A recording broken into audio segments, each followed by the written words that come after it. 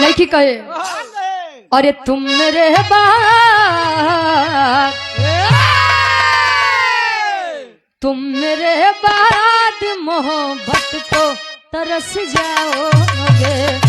तुम मेरे बाद मोहब्बत को तरस जाओगे,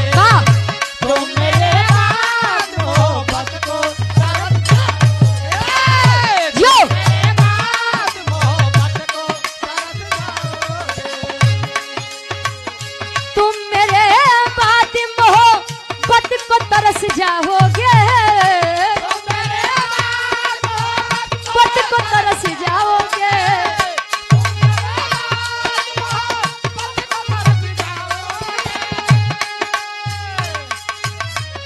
तुम मेरे